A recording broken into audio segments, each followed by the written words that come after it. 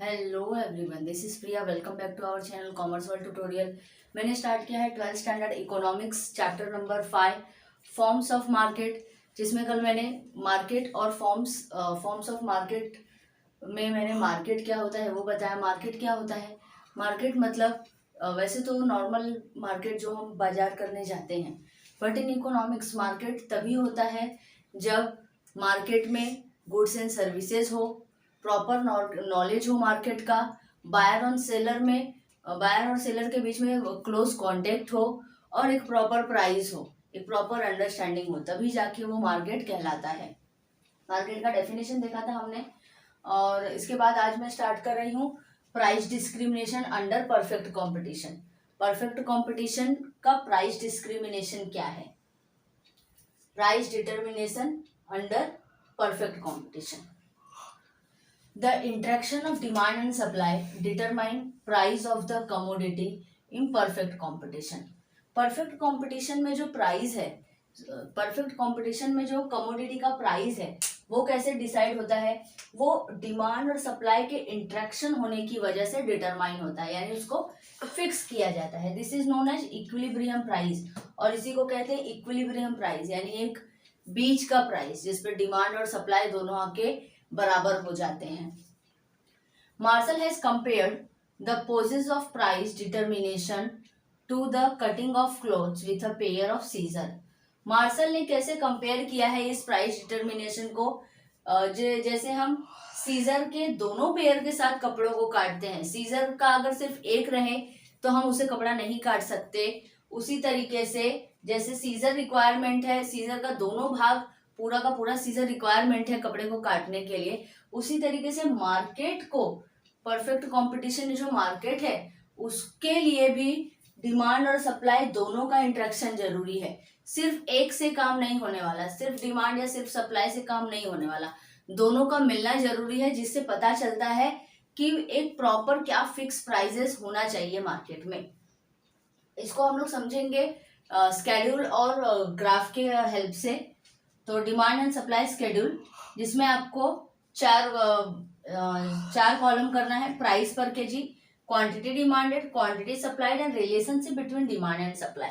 इसमें हम लोग ये बताएंगे कि डिमांड और सप्लाई के बीच में कौन सा रिलेशन आ रहा है। तो जैसे प्राइस पहले 100 था तो क्वांटिटी डिमांडेड 5000 था और क्वांटिटी सप्लाइड 1000 था। तो यहाँ पे क्या होता है हमारा, यहाँ पे D is greater than SS, यानी कि जो डिमांड है हमारा वो ज्यादा है सप्लाई से, क्योंकि प्राइस कम है। जैसे ही प्राइस बढ़ गया, प्राइस यहाँ पे राइज हो गया, 100 से 200 आ गया, हमारा ये जो डिमांड है वो फॉल्स हो गया, 5000 से 4000 पे आ गया, हमारा 4000 केजी पे आ गया हमारा डिमांड। और सप्लाई क्या हो गया? सप्लाई इंक्रीज हो गया। जैसे प्राइस थोड़ा सा बढ़ा, डिमांड कम हुआ, सप्लाई ज्यादा हो गया, सप्लायर ने अपना सेल बढ़ा दिया। यहाँ पे भी क्या है हमारा, अभी भी जो हमारा डिमांड है वो सप्लाई से ज्यादा है। और उसके बाद थर्ड पॉइंट आता है 300 पे डिमांड क्या हुआ, और फॉल्स हो गया, और सप्लाई और इंक्रीज हो गया। डिमांड कितना हुआ 3000 केजी, सप्लाई भी कितना हुआ 3000 केजी। यहाँ पे क्या होता है, demand is equal to supply, यानी एक ऐसा प्राइस जहां पे डिमांड और सप्लाई दोनों मिल जाते हैं उसको कहा जाता है इक्विलिब्रियम प्राइस। यही है हमारा इक्विलिब्रियम प्राइस, इसी को प्राइस डिटर्मिनेशन कहते हैं, कि मतलब ऐसा प्राइस डिटरमाइन किया जहां पे डिमांड और सप्लाई सेम हो जाता है। उसके बाद जब वापस से फर्दर राइज हुआ हमारे प्राइस में, 400 हुआ, तो फिर क्वांटिटी डिमांडेड और फॉल्स हो गया और क्वांटिटी डिमांडेड राइज हो गया। यहाँ पे क्या हो गया, डी लेस देन सप्लाई हो गया, जो हमारा डिमांड था वो सप्लाई से कम हो गया क्योंकि प्राइस बढ़ते जा रहा है। वापस से प्राइस बढ़ गया, 400 से 500 पे आ गया, तो क्वांटिटी डिमांडेड जो था वो एकदम कम हो गया, 1000 पे आ गया, और जो क्वांटिटी सप्लाइड था वो एकदम हाई हो गया, 5000 पे आ गया। यहाँ पे भी हमारा जो डी है वो सप्लाई से कम है। मतलब ये हमें क्या शो कर रहा है कि जैसे जैसे प्राइस बढ़ता है सप्लाई बढ़ता है, प्राइस कम होता है तो डिमांड बढ़ता है। अब इसको आपको एक्सप्लेन करना है। देखो जो अभी हमने पढ़ा है, इसके पहले भी हमने ऐसे बहुत सारे क्वेश्चंस किए हैं, क्योंकि हमारे 2, 3, 4 3B सब में हम लोग को कह रहे हैं ऐसे स्केड्यूल और ग्राफ को एक्सप्लेन करना ही है। तो हमने उसको किस तरीके से एक्सप्लेन किया, अगर आपने वो वीडियो नहीं देखा होगा तो उसको देखना, क्योंकि वो देखोगे ना तो आपको समझ में आ जाएगा कि मेरा जो एक्सप्लेन करने का तरीका है मैंने हर जगह सेम रखा है, ताकि कोई भी ग्राफ आए, कोई भी स्केड्यूल आए, आप उसको इजिली बना लो और इजिली एक्सप्लेन करो। तो इसको एक्सप्लेन करते हैं। When price rises from 100 to 200, when price rises from 100 to 200, quantity demanded falls from 5000 kg to 4000 kg। Quantity demanded जो हमारा क्या था, फॉल्स हो गया, वो 5000 से 4000 kg पे। जबकि क्या हो गया, क्वांटिटी सप्लाइड जो था वो इंक्रीज हो गया, whereas supply increases from 1000 kg to 2000 kg। This is because demand falls with rise in price and supply rises with rise in price. इसका मतलब ये ऐसा क्यों हुआ, क्योंकि जब प्राइस बढ़ता है तो डिमांड कम हो जाता है, और प्राइस बढ़ता है तो फिर सप्लाई इंक्रीज हो जाता है। यही हमने लिखा है कि demand falls with rise in price, price के राइज होने की वजह से डिमांड फॉल्स हो गया, और सप्लाई के राइज और प्राइस के राइज होने की वजह से सप्लाई राइज हो गया। इसी को इसलिए यहाँ पे जो डीडी है हमारा वो ग्रेटर देन सप्लाई है। नेक्स्ट पॉइंट है when price rises to 300 rupees. जब प्राइस हमारा 300 रुपीज पे पहुंचता है तो हमारा quantity demanded and quantity supplied दोनों क्या हो जाता है, इक्वल बन जाता है। एक ऐसा प्राइस जहां पे हमारा क्वांटिटी डिमांडेड इक्वल बन जाता है, और इसको कहा जाता है इक्विलिब्रियम प्राइस। यहाँ पे हमारा डीडी जो है वो कितना है, demand DD is equal to supply. यहाँ पे डिमांड और सप्लाई दोनों सेम है। नाउ नेक्स्ट पॉइंट है हमारा when price further rises from 400 to 500 rupees. यहाँ पे जब प्राइस फिर से बढ़ रहा है 400 से 500 पे, तो यहाँ पे क्या हो रहा है, हमारा डिमांड फॉल्स हो रहा है फ्रॉम 2000 kg to 1000 kg। यहाँ पे वापस से अगर प्राइस बढ़ रहा है तो डिमांड क्या हो रहा है, फिर से फॉल हो रहा है, and supply rises from 4000 to 5000 kg, और सप्लाई बढ़ रहा है 4000 से 500 kg पे, 4000 kg से 5000 kg पे। यहाँ पे क्या हो रहा है, हमारा जो हमारा एसएस है, सप्लाई है, वो ग्रेटर हो रहा है हमारे डिमांड से। एसएस हमारा सप्लाई हमारा डिमांड से ज्यादा हो रहा है। तो ये आपके स्केड्यूल का एक्सप्लेनेशन है। अगर आपने इसको अच्छे से बना लिया, समझ लिया, तो बस वही इसको वर्डिंग्स में कन्वर्ट करना है। एक्सप्लेन करना डिफिकल्ट नहीं है। अभी ग्राफ बनाते हैं हम लोग कि ग्राफ देखो कैसे बनेगा। देखो जब प्राइस 100 था, एक्स एक्सिस पे हमारा होगा क्वांटिटी सप्लाइड और वाई एक्सिस पे होगा हमारा प्राइस। एक्स एक्सिस पे क्वांटिटी सप्लाइड, वाई एक्सिस पे प्राइस। और उसके बाद अब बनाते हैं, जब प्राइस 100 था, ये हमारा प्राइस है, जब प्राइस 100 था तो क्वांटिटी डिमांडेड कितना हुआ, 5000 kg। तो यहाँ पे एक डॉट कर देते हैं, क्वांटिटी डिमांडेड 5000 kg, और उसके बाद क्वांटिटी सप्लाइड 1000 kg। तो यहाँ पे भी एक डॉट कर देते हैं 1000 kg पे, 1000 kg और 400 kg, 5000 kg। उसके बाद जब प्राइस राइज हुआ 100 से 200 पे, तो क्वांटिटी डिमांडेड 4000 और क्वांटिटी सप्लाई 2000। क्वांटिटी डिमांडेड हुआ हमारा 4000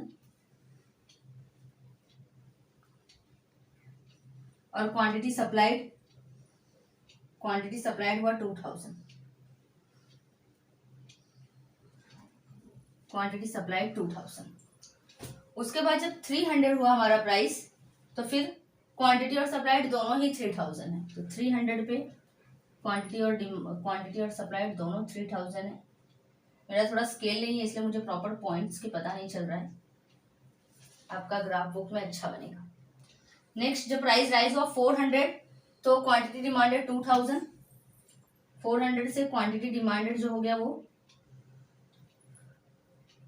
2000 और क्वांटिटी सप्लाइड 4000। क्वांटिटी सप्लाइड जो था वो 4000। उसके बाद जब प्राइस राइज हुआ 400 से 500, तो क्वांटिटी डिमांडेड 1000। ये हो गया हमारा क्वांटिटी डिमांडेड 1000 और क्वांटिटी सप्लाइड 5000। Quantity supplied 5000। आप एक एक करके भी कर सकते हो, कि पहले एक बना के पूरा लाइन खींच दो। अब क्या करना है, इन सारे पॉइंट्स को मिलाना है। पहले इसको यहां से मिला देती हूँ मैं।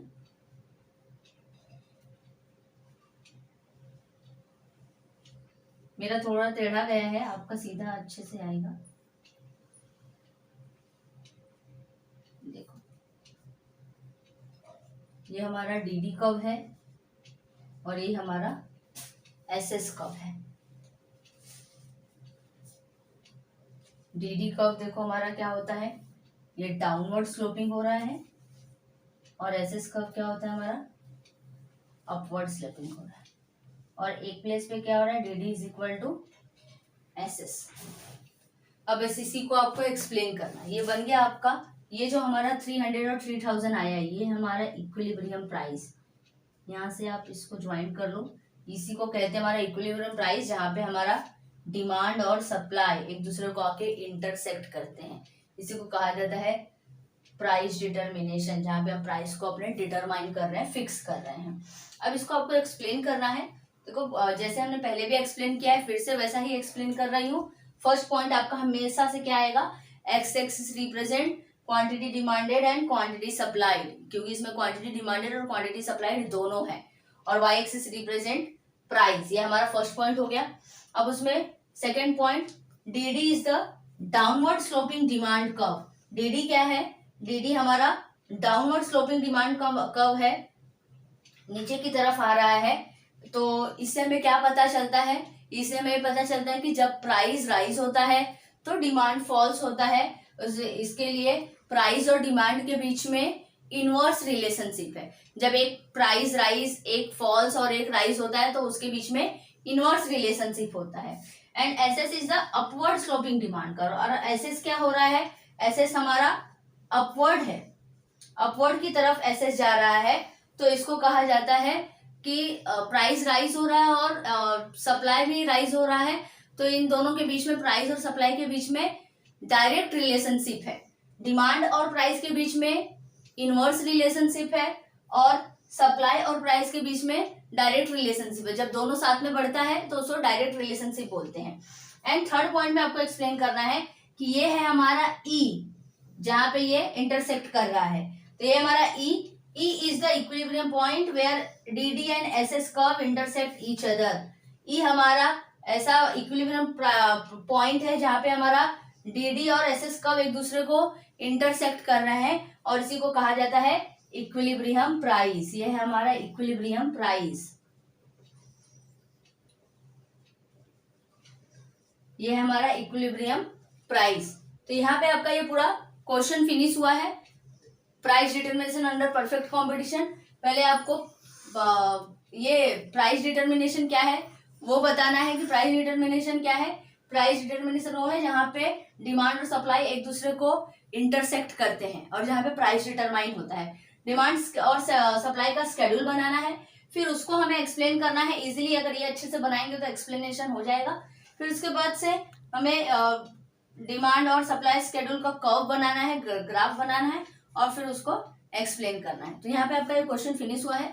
आई होप कि आपको समझ में आया होगा तो लाइक, सब्सक्राइब, शेयर करना ना भूलना। Thank you.